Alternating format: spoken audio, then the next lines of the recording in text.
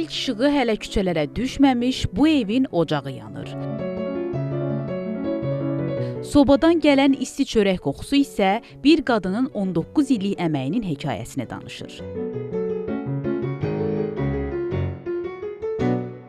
Şəkinin Baş Küngüd kəndinin sakini 76 yaşlı Həqiqət Sadıqova illər əvvəl bişirmə məntəqələrindən çörək alıb ev-ev, küçə-küçə dolaşaraq onları satmaqla məşğul olub. Qazancı isə hər satışdan əldə etdiyi cüzi məbləğlər olub. Lakin zaman keçdikcə o bu işi başqa bir mərhələyə daşımağı bacarıb. Belə ki, müsahibimiz əldə etdiyi pulları toplamaqla öz həyətində kiçik bir çörək sexi yaradıb. Hazırda isə bu məkan həm bir neçə kənd xanımının iş yerinə, həm də rayon sakinlərinin, o cümlədən turistlərin ən çox çörək aldığı satış mərkəzlərindən birinə çevrilib. 2006-dan başlamışam. Ondan qabaq elə bir Şəkidən çörək kəsib satırdım. Gördüm çörək çox alınır. Ondan sonra kürən açdım.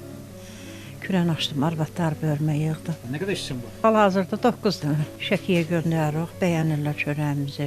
Şəkidə bizim çörək yemək, çörək yoxdur. Hansı çörəklər olur sizdə? Nələr olur? Təndir çörəyi, bir də kürə çörəyi. Əlavə şirniyyat olmamız olur, külçəmiz olur. Yazda affar olur, bişmə eləyirik, qozlu bişmə.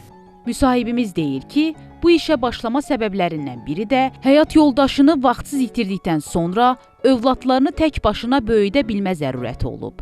Zəhməti ağır olsa da, işindən elə qazancından da razıdır.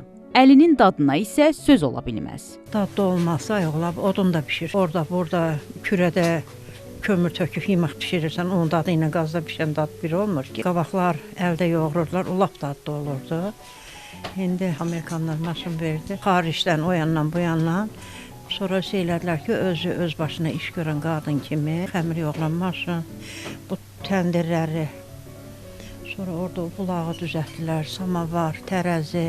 Bişirilən çörəyin bir qismi satış üçün marketlərə göndərilir. Yerdə qalanını isə kənd sakinləri gələn qonaqlar alır. Hətta paytaxtdan da sifariş edənlər olur. Bəs görəsən Ucqardağ kəndində un məmulatları hazırlamanın nə kimi problemləri var? Çətinliyim odun problemdir. Dağa gitməyə qoymurlar, cərmələyirlər. Zulumla odun alırsan. Nə bilim, bitdən nisiyələrim çox olur. Onu gətirə bilmirəm. Əlləri daim unda olan və bu ocağın yanmasını təmin edənlər həm də çörək sexinin işçiləridir. Nə bişirirsiniz siz? Biz külçə, yağlı külçə. Neçə illərdir yağlı külçə bişirsən? 2 il olar mən bura işə gələn, ondan da pişir. Şirniyyatlar da, nə bilim, qozlu çörəklər, sonra olmalar, şirin.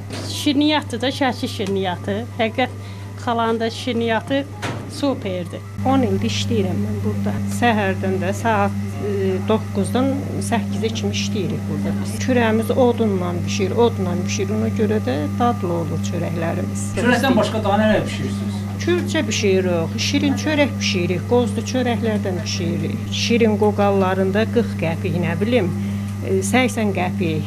Böyükləri 4 manat, 5 manat. Boğma böyükləri 5 manat olur, külçəndə böyükləri 4 manat. İllərdir bu ocağın çörəyini alanlar isə onun dadını bir sözlə izah edir. Ətirli və doğma. Yaxşı yapırlar, odda yapılır. Kəndli cəhət cəmaət alır. Qıraqlı görə etməyə ehtiyac olmur. Tək çörək yapılmır, olma, külçə, şorqoğalı. Niyə ləzzətli bu çörək? Odda bişir, təbii bişir. Axşam yapılıbdı, bulağı götürüblər. İndi hani yoğurasıyım gənə.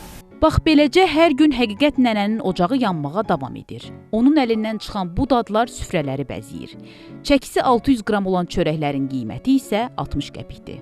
İlhamə Kələyeva, Rəhman Həkimzadə, Xəbər Ertəsi.